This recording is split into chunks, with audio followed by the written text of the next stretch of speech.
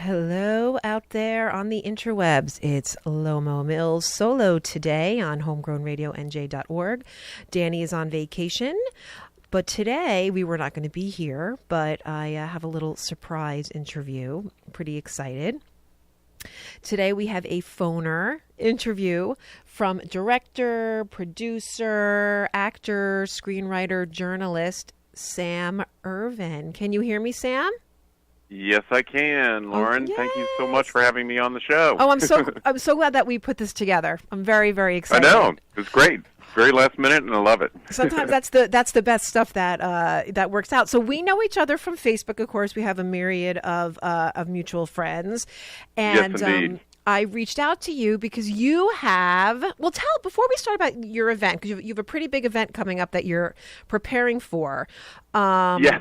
Which is what I was like, hey, I kind of want to interview you because you directed Haunted Hills with Elvira, who is such an iconic figure. So tell us a little bit, because I do want to talk more about that, but tell us a little bit how you got involved in show business. I mean, after reading, I've done obviously my research about you. Your grandfather was heavily involved in the movie theater. So you kind of, I feel like, were maybe predestined to go this route.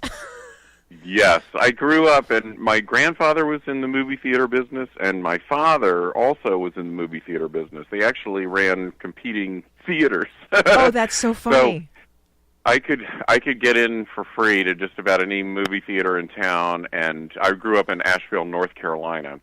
And so, yeah, I just grew up on the movies totally, and I was like the little kid in Cinema Paradiso who's like hanging out in the projection booth and watching movies over and over. And this was back in the days when people didn't have, video cassettes or DVDs and stuff. If you saw a movie, you had to see it in the theater or wait forever for it to maybe come on TV eventually. And those were the days where there was only, 3 networks. Right. So the chances of you really seeing a movie multiple times are pretty rare. And so I had that sort of charmed upbringing. And when I was 8 years old, my family took a cross-country trip to California, to Disneyland, and, doing all the touristy things.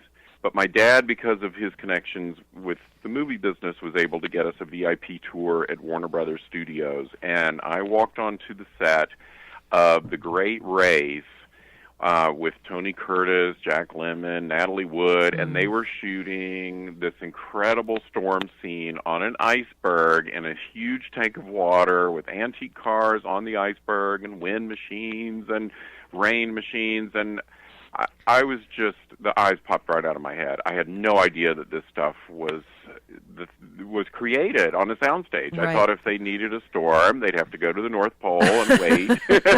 And it was just this sort of seminal moment. And I took the 8mm home movie camera out of my father's hand, and I never gave it back. And I just started making, little movies of my own.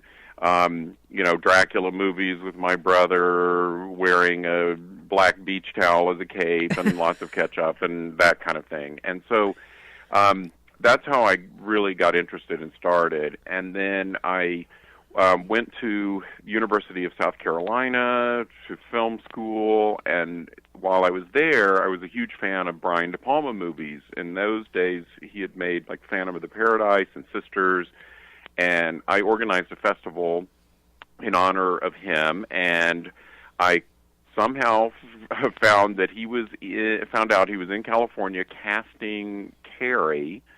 It was a very famous casting session where he and George Lucas were sitting at a table together reading Every Kid in Town for Star Wars and Carrie. And I got the number of the casting director from Hollywood Reporter, and I called up, and they said, well, he's busy in a session, Brian DePalma, and he's busy in a session, but he should be on a break in about 10 minutes, call back. So I did, and they put him right on the phone. Oh, and wow.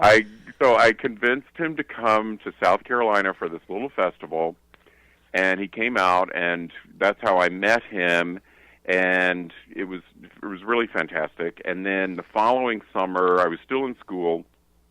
He was, in the meantime, Carrie comes out, huge hit, the biggest hit of his career up to that point, really big breakthrough for him. And then he got a big studio movie called The Fury that starred Kirk Douglas and and John Cassavetes and this all-star cast.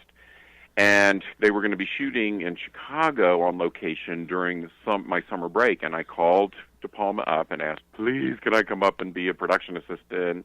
And so that's what I did. He said yes. So I went up and worked on that. That was my first professional gig. And then I went to I went up like during the my Christmas break while they were editing and was able to interview the editor Paul Hirsch, who had edited Star Wars. And then I during that spring of '78, I was in my senior year, and DePalma was teaching a course at Sarah Lawrence College on screenwriting, and they actually wrote up a script based on a treatment that he had written called Home Movies. Mm-hmm. And at the end of the semester, he decided that he wanted to make it that summer into a low-budget film and wanted to use some of the students from his class. And he knew that I was graduating, and he called me up and said, hey, do you want to come up and work on this movie this summer? And I'm like, I'm graduating? I can go up and work for Brian DePalma? Yeah.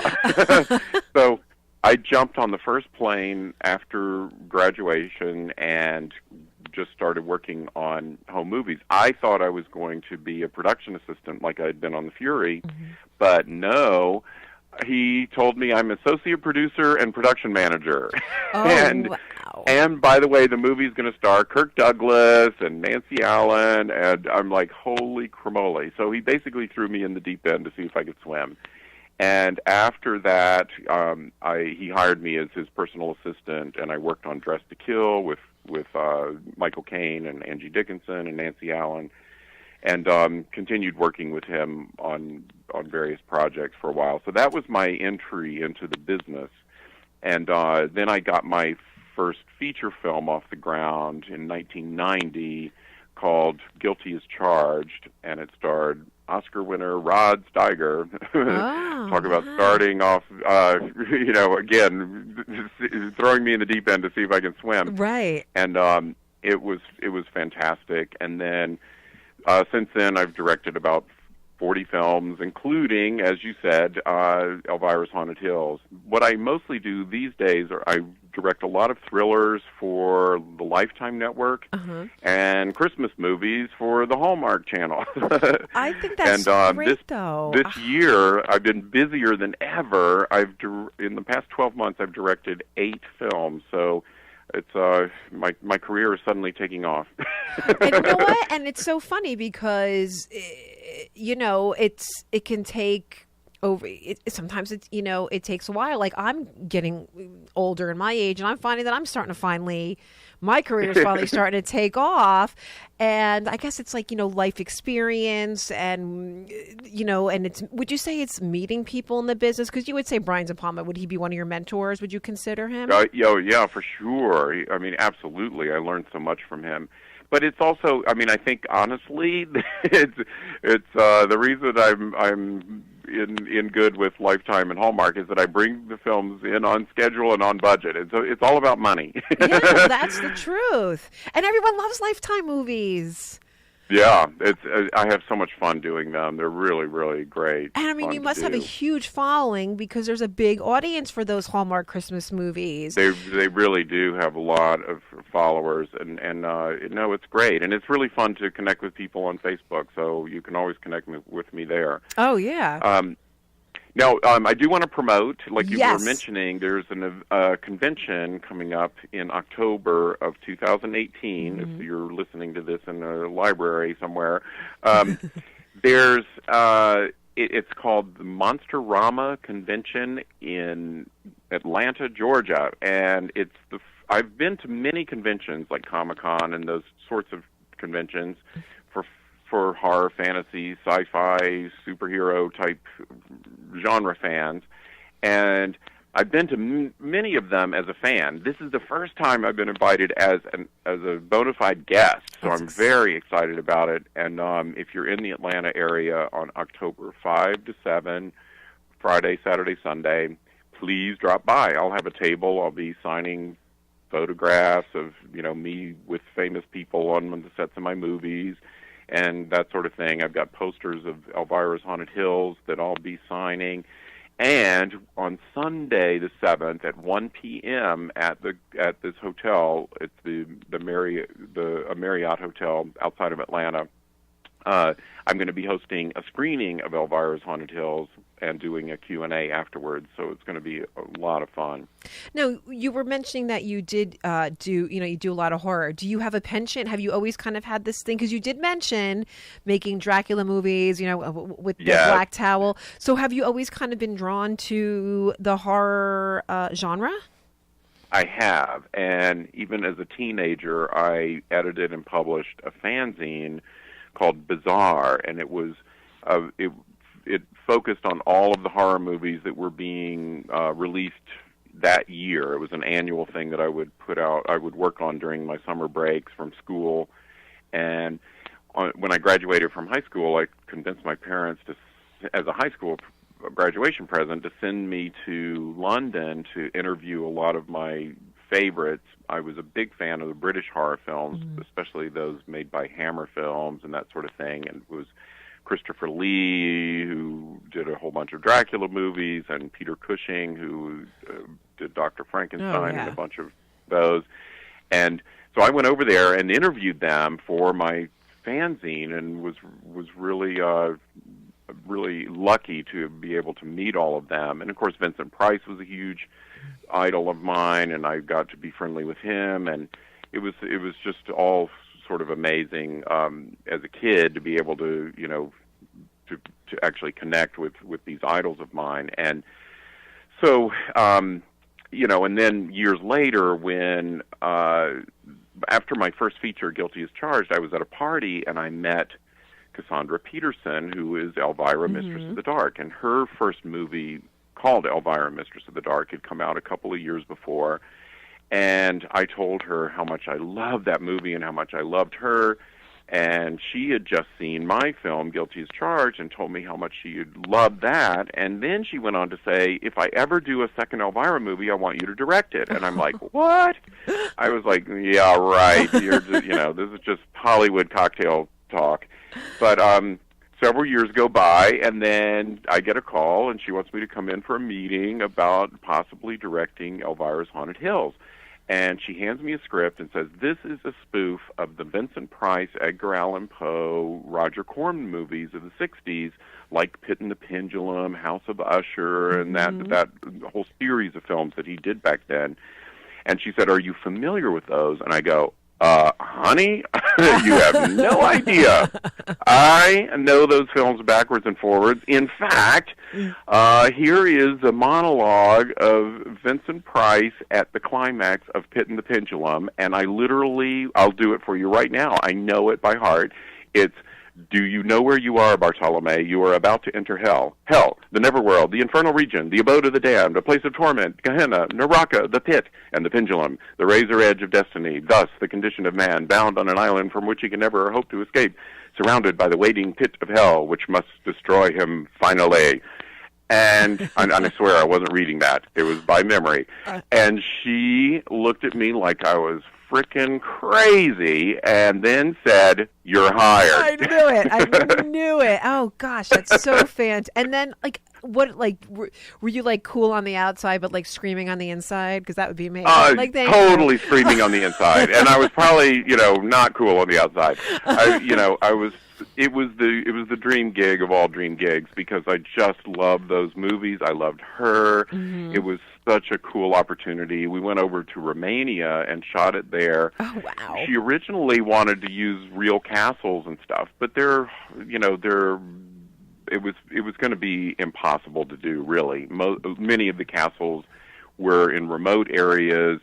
They didn't have air conditioning or heating, and we were going to be shooting in the winter. It'd be too cold. Some of them weren't furnished. Some of them didn't have electricity. Right. We'd have to, it was just, it was practically not going to happen. And I said, Cassandra, the whole fun of the Vincent Price, Edgar Allan Poe, Roger Corman movies were that they were very set-bound. These were all sets in Hollywood, and And when they would show the outside of the castle, it would be these great matte paintings or models, and they weren't real, and so we should embrace that artifice.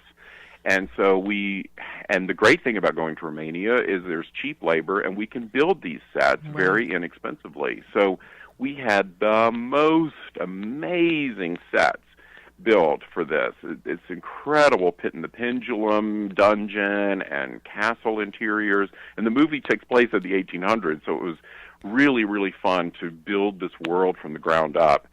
And then we just had fun with tweaking it with little comedic things, and I just had so much fun. And the Vincent Price character in the movie is played by Richard O'Brien, who is famous for playing Riff Raff in Rocky Horror Picture Show. Yes. But what a lot of people don't realize is that he also wrote Rocky Horror. He wrote the play, he wrote the music, he wrote the lyrics, he wrote the screenplay to the movie. He is an absolutely brilliant guy, and is a huge horror film fanatic and a huge Vincent Price fanatic, so he totally got what we were spoofing in that movie, and it was just so much fun. And then we had other great cast members like Mary Shear from Mad TV, and a whole lineup of really great comic actors, and we just had the best fun ever. And it's a love letter to this genre of filmmaking, which is charming. And I don't mean that to put it down. I love those old horror movies. Now, how do you feel? So now you love horror films. What about the new horror? Do you feel like the new horror is more gory? Because what I love about the old horror films is it was more suspenseful, where now a lot of horror becomes very, it's very violent and very, I don't even know, is that considered horror? Is that more gore? I mean, there's different, I would say. It's very different nowadays. And I do go to them, but I have to say I'm not a huge fan of these sort of gore fest, or people call them gore porn. It's kind of, it changed in the 70s and 80s when it used to be horror films were sort of gothic. They were the Frankenstein and Draculas and haunted house movies and things of that nature. And then things sort of, once The Exorcist came out, and things started becoming much more contemporary and focused on, the blood and gore, like you say, and things like Friday the 13th, that whole series of movies, Halloween, those kinds of things took it in a whole different direction, where it was just sort of bumping off one victim after another.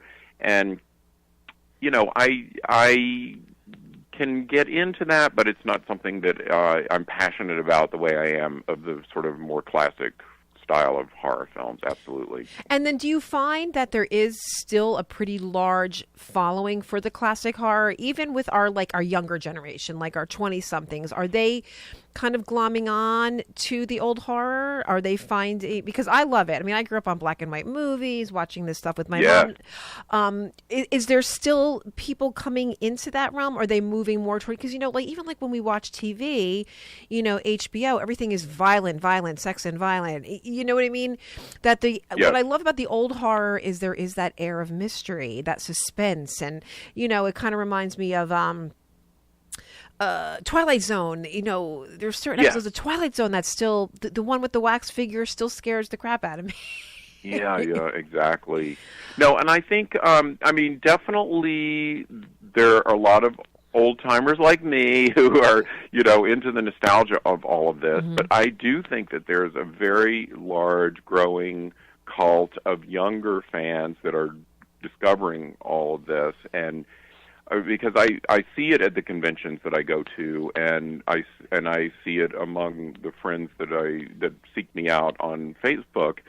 There's definitely a younger generation that is finding this stuff, which is great. I'm really happy about that, and I hope that it will instigate more films like that being made. So, there was a series called Penny Dreadful. It got pretty gory at times, but it definitely was inspired by, some of the more classic type of horror stuff. And so things like that I'm really excited about. I hope we see more of that. Now, how long? Okay, so you mentioned that you were in Romania. We're going to go back to Haunted Hills. How long were you there for? Because if they have to build a set, I mean, how long was that whole process for you? Well, I was there for probably at least a couple months. They were already building sets before we even got over there. I mean, the funny thing was, I'd made a couple of films in Romania before. It was a sci-fi western called Oblivion, and its sequel, Backlash Oblivion 2, and we made them together simultaneously in the 90s, and it was for a company called Full Moon, and they were basically sort of a comedic Cowboys and Aliens movie. Right. And it had George Takei as the town drunk, and it had George Takei from Star Trek. Right. And it had Julie Newmar, who had played the original Catwoman on Batman series in the 60s. She played Miss Kitty, the feline alien who runs the saloon in this western town. And we had Carl Stryken, who was Lurch in the Addams Family movies, playing the Undertaker, and it was just a really... Isaac Hayes was the bartender. It was just a crazy, outlandish, fun sci-fi western. And anyway, the guy that had worked in the art department and helped build sets for that, we ended up hiring him for Elvira's Haunted Hills. So I knew him and had a working relationship with him, and I got in touch, and I had sent him all of the Vincent Price, Poe, Corman movies, and asked him to watch that, and told him that's what we were going to be, using as a model. And I said, now look at the Pit and the Pendulum set, for instance. In the Corman movie, they just built the slab and a little bit of the wall around it, but in the wide shots, they would finish off the rest of the set with matte paintings, and which was sort of an old-style process where they would paint the rest of the set on glass and put it in front of the camera, and it was this sort of old-style way of expanding the scope of your sets. And so this production designer, his name is Radu Korcheva, and he said, I think we've got some great old matte painters here from the old days. Let me go find them, and we'll do that.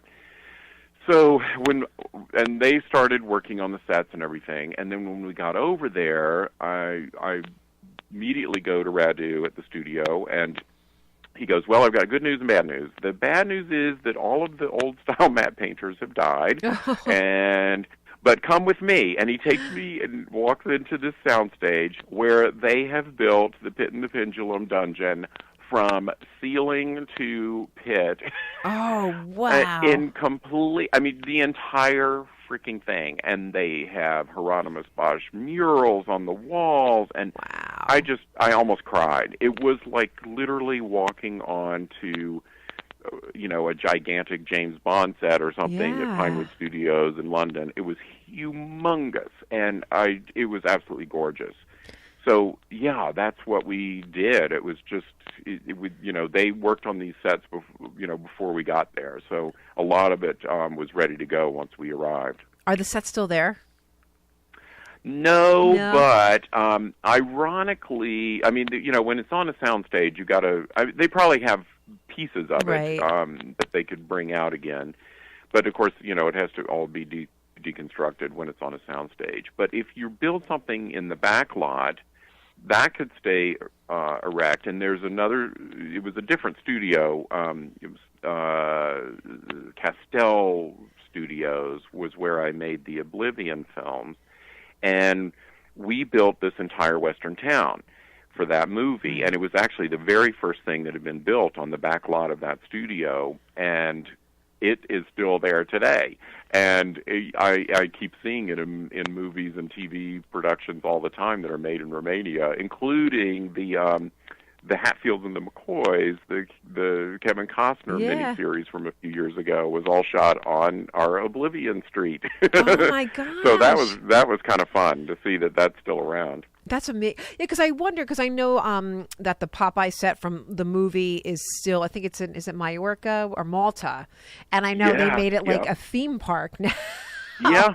Yep. So yep. I always wonder when, and I believe the Lord of the Rings set is still there. So I always wonder, Yeah. like when you build, if they keep it. Now you were talking about these matte paintings. So would that be like if I was watching the Munsters and they would show the house? Was that a matte? Was that something that's called like a matte painting? Well, the not on the Munsters. They actually had that house in the back lot of Universal Studios. Oh, okay. But if you look at the old Corman films, or some of the old Universal horror films and stuff, many times there are different processes. Sometimes the castles and the big wide shots would be models. Uh-huh. Sometimes they would be a real house, but they had put a matte painting over it to make it more gothic looking, to make the sky all ominous and creepy, and maybe put a creepy dead tree in the foreground or things like that. So matte paintings could enhance what was already what was realistically there. By sort of expanding on it or tweaking it in different ways.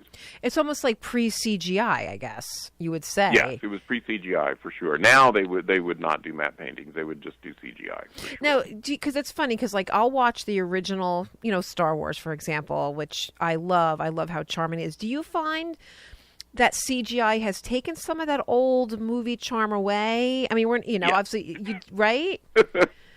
Yeah, I agree totally. I think it has taken some of the charm away, and even with, I don't know, I'm nostalgic for the old. I'm old school that way. I really like the original King Kong with the stop motion animation of the creature, which does, it doesn't. Okay, yeah, compared to modern day CGI, it doesn't look as realistic, but there's something just so charming about it. I love that. So. Yeah, I definitely agree. So you do these horror movies, and then I love on the other side you do these Christmas movies. Yes. So I know I'm either killing people or giving them gifts. Yeah, it's definitely the two ends of the spectrum. No, but I love that. So how did you get involved with Hallmark and Lifetime to do these movies, and why these Christmas films? Yeah, well. I actually don't work directly for Hallmark or Lifetime. What ends up happening is that I'll work for a production company where they end up selling their product to those buyers. Oh, okay. And so, for instance, the first Christmas movie I did about 10 years ago, I was working for a company called Here TV and Region Entertainment. They're sort of under the same umbrella. And Here TV was a gay channel, premium channel, where you had to pay a subscription like HBO. And I was doing a series for them called Dante's Cove, which was a gay horror series. But then their sort of mainstream arm, Region Entertainment, made films for Lifetime and Hallmark, that sort of thing. And I did a Christmas film for them called Too Cool for Christmas, and it starred George Hamilton. Well, they made two versions of that movie, one for the gay network and then one to sell to Lifetime. And in one version, the young teenage girl has a mom and a dad, and in the other version, she has two dads. So while we were shooting it, we had one constant dad, and then we would have the actress playing his wife would do a take, and then we'd yank her out of the frame and put in the alternate dad and shoot another take. Wow. And that's how we did two versions. It was really amazing. That's for you though. I'm feeling like, now what was that like you for the director?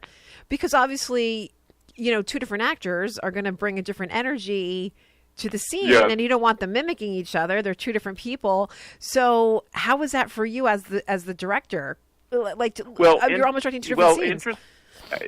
They were going to bring their own personality to it, obviously. Right. But it was interesting. The producers said, now Sam, you're gay, so why don't you tweak the dialogue or rewrite the dialogue for the gay dads if you want? And I'm like, no. The whole beauty of this is that it should be exactly the same thing, because It is exactly the same thing Well, that's in real life. Yeah, yes. If you're raising a kid, you're going to have exactly the same issues. So we get to one scene, and the security cop at the mall comes to lecture the parents, and he says, "Mr. and Mrs. Smith, your daughter is spending too much time at the mall." And so we do one take that way, then we yank out the mom, bring in the other dad, and I'm like, "Action!" And the mall cop goes, "Mr. and Mr. Smith, your daughter is spending too much time at the mall." And it was the one thing we hadn't thought about, is how to address them. Oh yeah. And it was such a natural, spur of the moment reaction by the actor playing the mall cop. And we kept it in the film. It was absolutely perfect, and it was funny, and it was what would happen in real life. It was really cute. Now, how long ago was this? This was about 2006, and you're going to have to forgive me. They titled them differently. One was called "Too Cool for Christmas," and the other version was called "A Very Cool Christmas." And I've forgotten which is which, but. You can, watch for it. It gets rerun occasionally on Hallmark, and it was also played for a while on Lifetime, and I think it's also, you can find it on Amazon as well. Now, that was 12 years ago, which is unbelievable to me that 2006 was 12 years ago. But I'm wondering if you did the same movie today. I don't think you would have to do two different movies, because No, I don't think so. I think that the channels now are a little more progressive, and I think that they would be totally fine with having two dads, and I'm sure that's what would end up happening at this point, and which is great. I mean, I'm really happy that we've moved forward, and so it was still a transitional period back in those days, and ironically, I did another film in the same situation. It was called Deadly Skies, and it was an asteroid about to destroy Earth movie, and it starred Ray Don Chong and Antonio Sabato Jr., and they have to basically form a Mission Impossible team to go into this installation where there's a secret laser that they have to fire up in order to shoot down this rogue asteroid to save the Earth. And in one version, Antonio Sabato Jr. and Ray Don Chong are romantically involved, and in the gay version, Antonio Sabato Jr. and one of the male members of this Mission Impossible team are romantically involved. That's so fun. I'm like, I can't believe that there had to be two versions, because now I know. It was definitely of its time. Yes. It would not happen nowadays, but it was a kick to do it. Oh, that is so much fun. So now, what is it like for when because I think you have some projects coming up, right? Well, you always have projects. Yes, I have a thriller that I leave.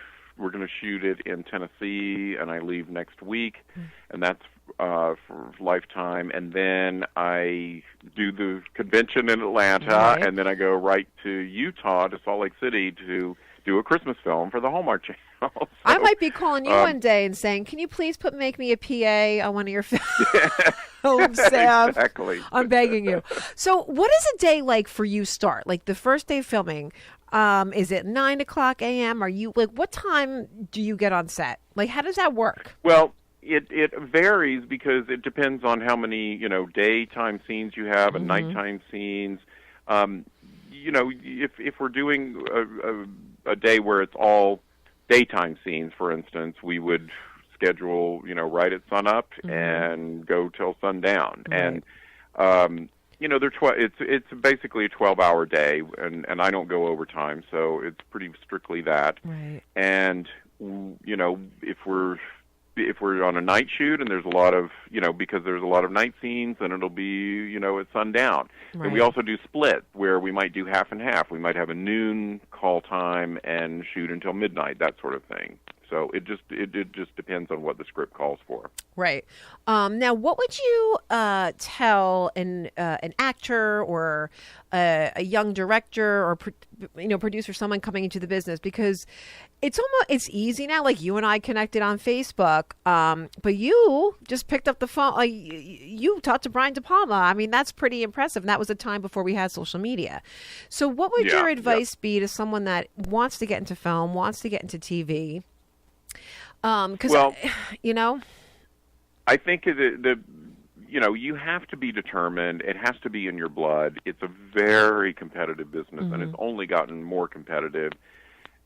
Especially like as a director. When I was a kid, if you wanted to be a director and you wanted to be making films, you'd have to get an 8mm camera or a 16mm camera. It was expensive. The film was expensive. It was, a roll of 8mm film was 3 minutes and 20 seconds, and it was silent. Yep. And you had to send it off to be developed. You couldn't erase it. You couldn't do a second take over the one that didn't work. If something went wrong, you had to keep eating up more film, and you really had to want to be a filmmaker to deal with all of that. Nowadays, everybody with a cell phone can be a filmmaker. You just turn your phone on and you're already directing. So there's a billion people who are filmmakers and want to pursue that nowadays. So it's incredibly competitive.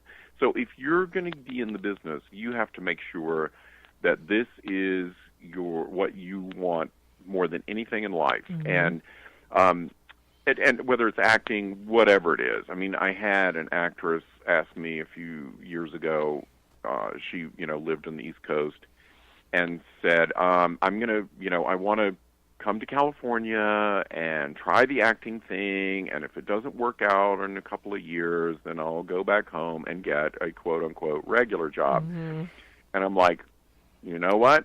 Don't bother. Because if that's your attitude, you'll never make it. If you think it's going to happen in 2 years and that's all you have the strength to put into it, then your heart's not in it. It's got to be, I'm going to come to California for life, and I don't care if I have to wait on tables for 30 years. I'm going to go to every audition I can go to. I'm going to try to get into every workshop, every play, anything I can do to get exposure, and I'm just going to do it because that's what I have to do. I'm driven to do that. So I think that's what you really have to have to stick it out in this business. There's so much rejection. There's so many lean periods.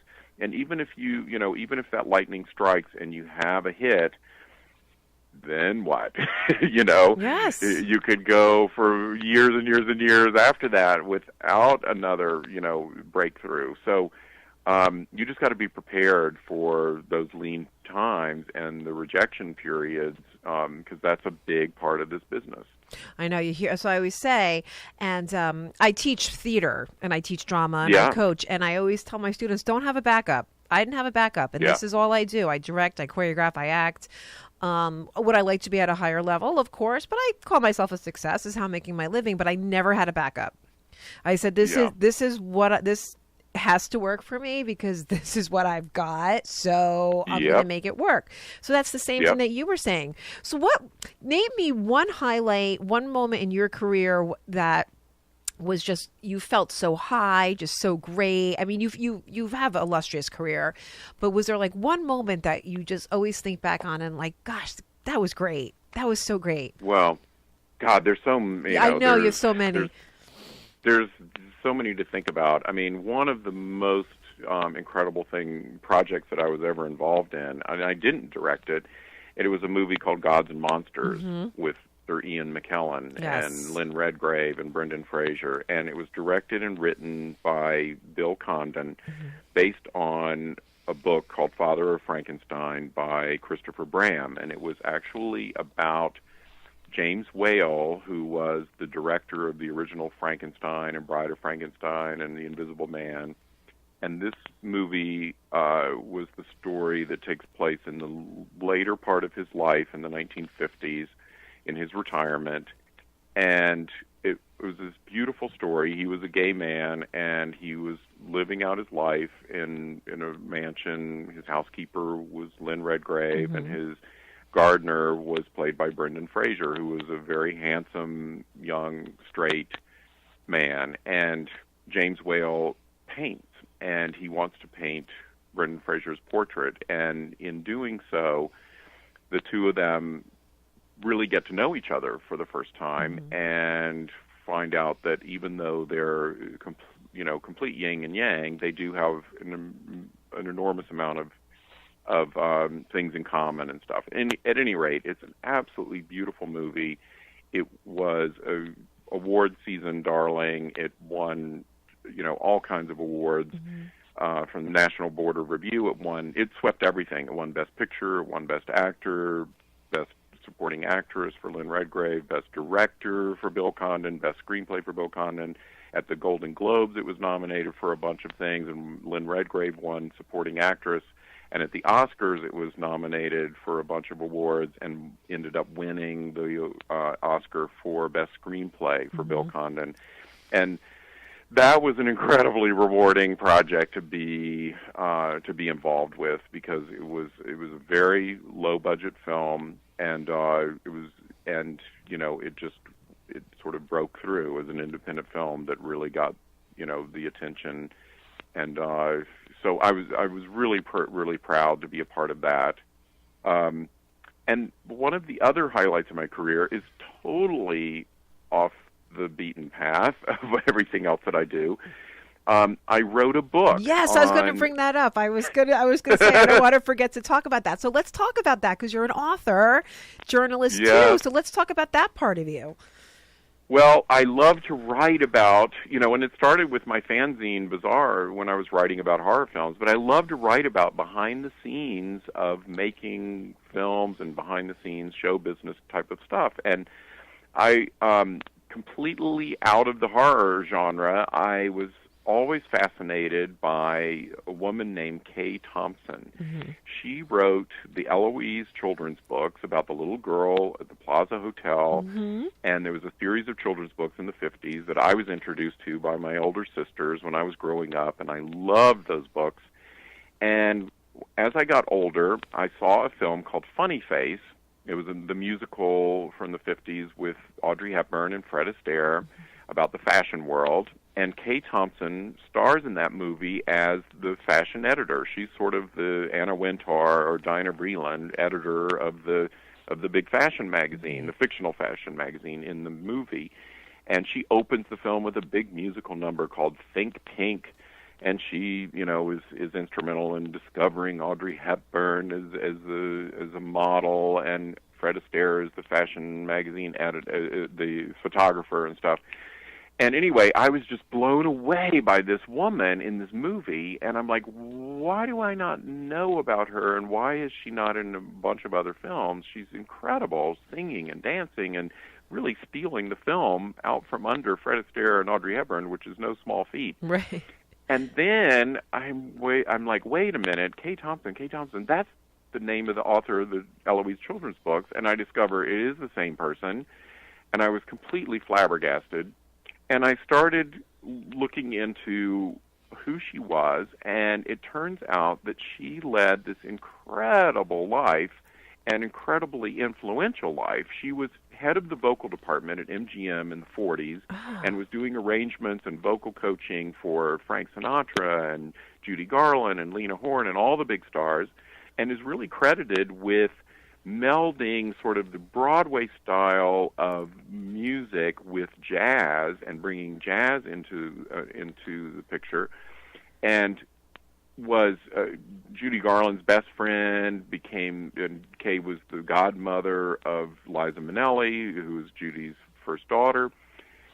And then Kay became a huge nightclub star in the late 40s and 50s. Of course, none of that was ever filmed or recorded, so it kind of disappeared into the ether. But she was the highest paid nightclub star during that era. Wow.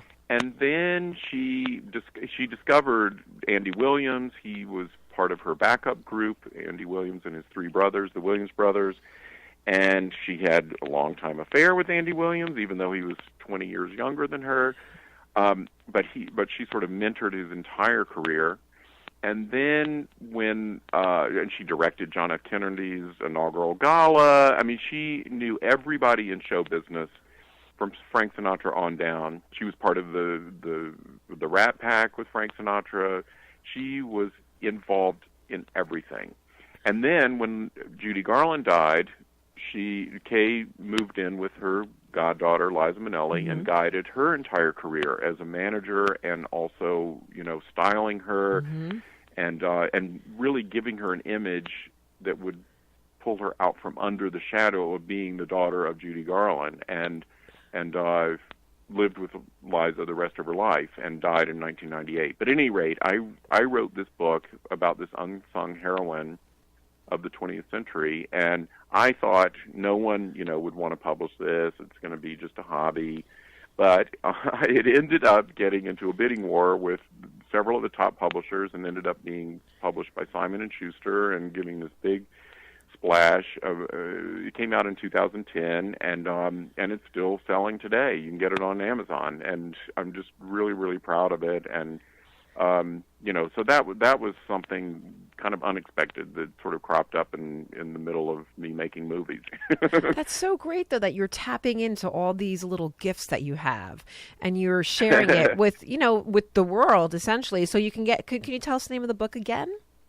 It's called Kay Thompson, From Funny Face to Eloise. And you can find it on Amazon.com. So that's great. Now, can you let our listeners know, where can they find you on the web? Okay, well, I'm on Facebook, just Sam Irvin, Irvin, and I don't think there's too many of us, so just look for the one who's a filmmaker. Right. My little tiny bio, you'll see the Elvira's Haunted Hills, Gods and Monsters, and sort of the highlights of my film, so you'll know that's me. And one more time, when are you going to be in Atlanta for this? What's it called? MonsterCon? It's called Monsterama. Monsterama, that's it. And it's in Atlanta on October 5 to 7 of this year, 2018. That's so exciting. Please come out. I wish I could. I'm in New Jersey. I wish I could make the trip. That sounds fantastic. I've never been to a con, one of those things. I've never been to one. One of the other guests is a Italian actress named Luciana Paolucci, who was the Bond girl in Thunderball. Oh! And she was also the star of The Green Slime. Oh my gosh. So I'm really excited to meet her and see her, because those were films that were iconic for me when I was growing up. Well, I remember seeing The Blob when I was a little kid, and scaring the crap out of me, because all of a sudden this blob would with Steve McQueen of all people. And he would this blob would come out and the way it would eat these people. I was terrified of those old movies. They just had I don't know if it was the camera angle, the music, the suspense. We weren't beaten over the head with, we have a lot of violence in our shows now. We know that. So a lot was left to your imagination, which is sometimes more terrifying. And they were our Grimm's fairy tales, really, yes. Growing up. Those were the things that we saw and that scared the bejesus out of us, and what we remember. When I talk about Cassandra Peterson, who's Elvira, her childhood, it was the same thing. It was House on Haunted Hill with Vincent Price. It was the first horror movie she saw, and it imprinted on her brain, and she couldn't get Vincent Price. She hasn't stopped thinking about Vincent Price ever since, and the same with me. So. It was so. That's why making Elvira's Haunted Hills as an homage to him was so much fun. Well, and we need, we need to remember the past, these past movies, because that's how we've grown into what we are today. So, like I said, I grew up on all these old black and white musicals and, movies. I would sit with my mom and I would, watch these horror films, and I'm so appreciative that I had that experience. And for me, it wasn't necessarily firsthand, but it was close enough. I mean, and I'm glad that I have that I got to experience that, especially with my mom or my dad, because when I do watch these new movies, I'm not putting them down. They're just, I don't know, there's just something missing. I don't know what it is. There's just, overproduced. I agree with you. You know, but I also think that we're at, I think when you're at an impressionable young age, whatever it is you see at that time ends up, imprinting in a way that is profound. I mean, when I talk to people about, who's your favorite James Bond sort of thing, it's usually what people say will be the James Bond that they grew up with. Right. And so for me, it was Sean Connery. But then the people who are a little bit younger than me will be, the first Bond movie I saw was with Roger Moore, and that's the one that I've always loved. And so I do think it does make a difference of what it is you're exposed to when your mind is still highly impressionable and you're not desensitized or you've seen so much stuff that you're not as impressed as you were as a kid. No, it's true. You are, because I always think of those old movies, and I'm sure my kids are watching whatever they're watching, and that's imprinting, on their head. Oh, I'm sure. And they'll have those memories. Yeah, I'm sure all the Marvel superhero movies are going to be this younger generation's, seminal movie experiences. For me, it's a bit of a yawn. Well, I feel like this is all we have now. Are these? And I'm not putting them down, but I'm like, how many of these superhero movies? I know I'm offending a ton of my friends, but I mean, there's literally a superhero movie coming out every 2 seconds. Or there's this one, and these two are together, and I'm like, oh. And they're all blending together for me. Whereas, every now and then there's a great one, like Wonder Woman. I thought was a brilliant film. Oh, I loved Wonder Woman. I did too. I loved her as Wonder Woman. I cried in Wonder Woman. So I mean, I'm not a total old timer who can't enjoy these things. I do like it when it's really well done. But I agree, because I did like Did you see Black Panther? I did like Black Panther. I thought I did. Well, I have a little quick story if you have a moment. I do. The director of that is a guy named Ryan Coogler. Mm-hmm. When I was teaching directing at USC, University of Southern California, he was one of my students. Oh, my gosh! I'm so freaking proud of this guy. Oh, my gosh, you should be, because that's a beautiful movie. I mean, the music, the costume. And right after I was teaching a graduate course, and right after he got his graduate degree, was literally the semester that I taught him. It ended in May a few years ago, and he, right after that, ended up getting his first feature, Fruitvale Station, which got Best Picture at Sundance and got picked up by the Weinstein Company, and was a big critic's darling. And then he grew up with his dad, who was a big fan of the Rocky movies. So he was indoctrinated at a young age, just like we're talking about, with all the Rocky movies. And so he had always loved that, and he wrote a script called Creed and gave it to Stallone and got that off the ground, wrote and directed Creed, got Stallone an Oscar nomination, big comeback. And, and then his third film is Black Panther. I mean, talk about, just meteoric rise. But I'm so proud and happy for Ryan. Oh, how exciting for you as a teacher. I mean, it's all due to me. I mean, if you hadn't taken my course, none of this would have happened, of course. But you know what? You have a part in this man's success. I mean, it's the truth. Well... You're humble. Okay. You're humble. All right, you're I'll humble. take it. But I'm telling you. I think it's fantastic. And you do. And you have a fabulous career, and you're still working. You're so busy. You're so insightful. And I so appreciate you getting up early today. And happy to do it. Give me your time. I feel like I'm glad we could do it. I mean, I was when we first talked, it was like I'm going off next week to make a movie. I won't have time to do this for a while. So I'm glad we could squeeze this in. I was like, listen, if you don't mind my partner not being here, me doing it solo, let's go for it. And so yes, October 5th, Atlanta, Monsterama. Yes. Go say hi to Sam Irvin. Find him on the interwebs, on Facebook. Fascinating. Your story is fascinating. I was reading through your Wikipedia the other day, and I was really getting lost. And I have to say, I love the fact that you your grandfather and your father started out in movie theaters. I think that is such a, maybe there'll be a Lifetime movie about you. Yeah, I don't think so, but yeah, it was definitely in my blood and in our family's blood. I think it's great. Thank you so much, and good luck with starting your films next week. Thank you so much, Lauren. I really appreciate it. Great, and I'll talk to you soon. Okay, take care. Take care. Thanks, Sam. Bye. Bye. So if you are just tuning in too late, we had a fantastic interview with Sam Irvin, director, producer, screenwriter, author, journalist. Wrote the film Elvira's Haunted Hills, which is going to be, and he will be at Monsterama in Atlanta, October 5th through 7th. And October 7th, they are going to have a screening of the film. If you are a fan of Hallmark and Lifetime, you've definitely seen a Sam Irvin movie. You can find him on the interwebs. And I thank you all for tuning in. We will be back next week on homegrownradionj.org. Danny will be back, and we'll be talking to Stephanie Gould, who is an actress, and she has recently been on Orange is the New Black. So we got a lot of TV people coming up. The week after that, Ari Frankel from the series Sorry Ari will be calling in. And we're getting back into the swing.